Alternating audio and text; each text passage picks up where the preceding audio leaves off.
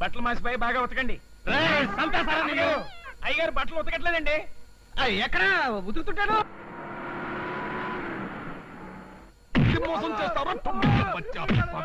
నమస్తే ఖాన్ సాబ్. నమస్కారం చెప్తే నువ్వు వదులుతాననుకున్నావు. నమస్కారం పెట్టింది నేనండి. నువ్వా? అయితే నమస్తే. ఏమిటి అప్పు కోసం వచ్చినావు? కాదండి, ఇల్లు ఖాళీగా ఉందంటాను. ఇల్లు ఖాళీనే. బయట బోర్డు పెట్టారు. బోర్డు పెట్టారు. అయితే పైన ఖాళీ ఉంది. పోర్షన్ కోసం వచ్చు. అయితే పైకి పద. నువ్వు ఎక్కడికి పోతావురా? నిన్ను పైకి పంపిస్తాను. బచ్చా నాతో అబద్ధం చెప్తావరా? మొత్తం ఫర్నిచర్ తో కలిపి నెలకి 3000 కిరాయి. ఫర్నిచర్ తో కలిపి అంటున్నారు కాబట్టి 3000 అయినా పర్వాలేదు. అడ్వాన్స్ ఎంత? 3 నెలలకి వెళ్ళిపోతుందండి. దాంతో 6 నెలలు గడిపిస్తాలే. అబద్ధం చెప్తావా? అయ్యా 6 నెలలైనా పర్వాలేదండి. 6 నెలలైనా పర్వాలేదు. శుక్రియా. ఇంట్లో ఎంత మంది ఉంటారు? ఈ అమ్మాయి ఒక్కతే ఉంటుందండి. అది ఒక్కతే ఉండబట్టే కదరా అంత లుచ్చబడి. అంటే ఖాన్ గారు, అమ్మాయి ఒక్కతే ఉన్నా నేను రోజు 2 పూట్ల వచ్చి చూసి వెళ్తుంటానండి. నీ పేరు ఏమిటి సాబ్? రాజా. రాజా అచ్చనా? అయ్యా ఖాన్ గారు, వచ్చిన దగ్గర నుంచి చూస్తున్నాం. పాపం ఆ అల్ప ప్రాణిని సబ్బేయకుండా ఉతికేస్తున్నారు. ఇంతకీ అతను చేసిన తప్పేమిటో? వీడు మన ఇంట్లోనే పనిచేస్తున్నాడు సాబ్. వీడికి పెళ్లి గిల్లి నేనే చేశాను. కానీ ఇప్పుడు వీడు పెళ్లి అవ్వలేదని అబద్ధం చెప్పి ఇంకో దాన్ని ఉంచుకున్నాడు. ఇలాంటి లుచ్చా పని ఎవడైనా చేస్తారా? నువ్వు చేస్తావా? చచ్చా, అలాంటి పని నేను ఎందుకు చేస్తానండి? ఈ అమ్మాయి సాక్షాత్తు నా మరదలు ప్లస్ కాబోయే నా పెళ్ళం. అందుకే ఈ ఊళ్ళో నాకు ఇల్లున్నా కూడా పెళ్లికి ముందు ట్రాఫిక్ రూల్స్ ఒప్పుకోవని ఈ ఇల్లు తీసుకోమన్నాను. అది పెద్ద మనిషి అంటే నువ్వు సాబ్. వీడు ఉన్నాడు బచ్చ. నేరకపోయి ఇల్లు చూశాను. రేపు ఎప్పుడైనా నా విషయం బయటపడితే నన్ను కూడా ఈ ఊళ్ళోకి పట్టాగా లిస్ట్ లో వేసేసి నా చెయ్యి విరిచేసి. నన్ను పిలిచావా సాబ్? అదే నేనేమన్నానండి. మీరు ఆ పని మీద ఉండండి, మేము మా పని మీద ఉంటాం. అచ్చా మందరజావు. అయితే మా అబ్బాయికి మీ అమ్మాయికి ఈడు తోడు బాగా కుదురుద్ది అంటారు. ఈడు జోడేమిటండి? కలరు గిలరు లక్షణంగా కుదిరాయి. ఆ మధ్య మీ అమ్మాయిని చేసుకుంటారని కలెక్టర్ గారు కబురు పెట్టారు. చెప్పమేమే? అవునండి, ఆ మధ్య బిల్లు కలెక్టర్ కబురు చేశారు. Bill collector?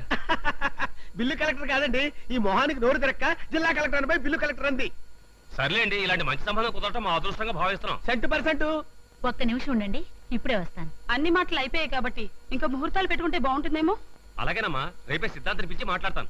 మీరెన్నైనా చెప్పండి రామారావు గారు, కొన్ని విషయాలు మనకు ముందే తెలిసిపోతాయండి.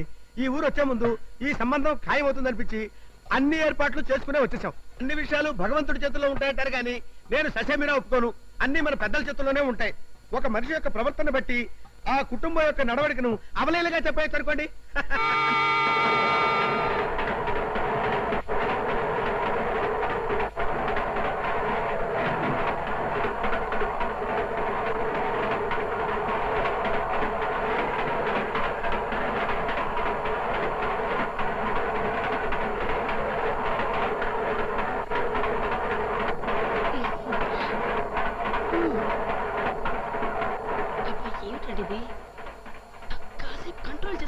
కంట్రోల్ చేసుకోవాలి నేను అనుకుంటున్నానే, కానీ కుదురు చావటం లేదు.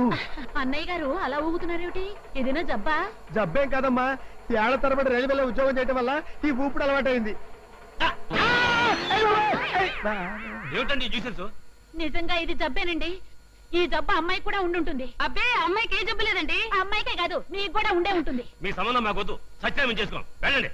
స్వాతి, స్వాతి.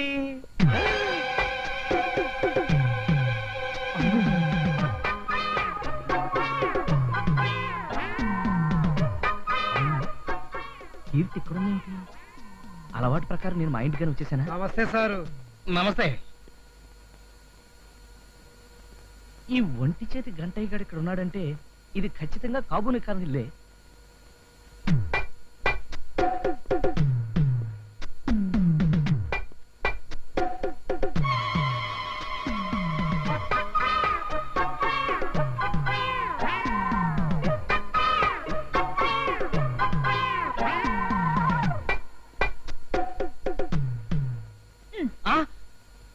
నువ్వా? నా ఇంట్లో నేను కాక మరెవరో ఎందుకుంటారు? ఇంతకు ముందు ఇక్కడ ఎవరన్నా ఉన్నారా? ఎవరు లేరే. నో, ఎవరో ఉన్నారు. ఎవరిని చూసుంటారు? ఎవరో లేడీసే. ఇక్కడికి వేరే లేడీస్ ఎవరు వస్తారండి? ఉన్నారంటే దబాయిస్తావేంటి? బహుశా మీరు ఎండ్లో నుంచి వచ్చారు కదా ఈ సోఫాను చూసి లేడీ అనుకుంటారు. ఇంకా అలాంటి చెత్తారం నాకు రాలేదు. అయితే ఖచ్చితంగా చూసానంటారా? గ్యారంటీగా చూశాను. చూసినప్పుడు ఆ లేడీని మీరెవరని అడగలేదా? అడిగేవాడిని కానీ కానీ ఇంకా టాపిక్ వదిలే. మీరే కదండి ఆ టాపిక్ ఎత్తారు.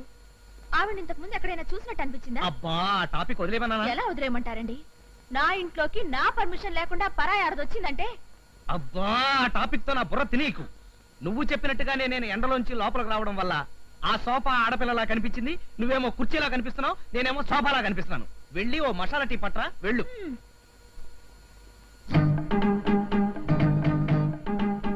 ఇది గాడిద కాదు. గాడిదైతే తోక ఉండాలి కదా.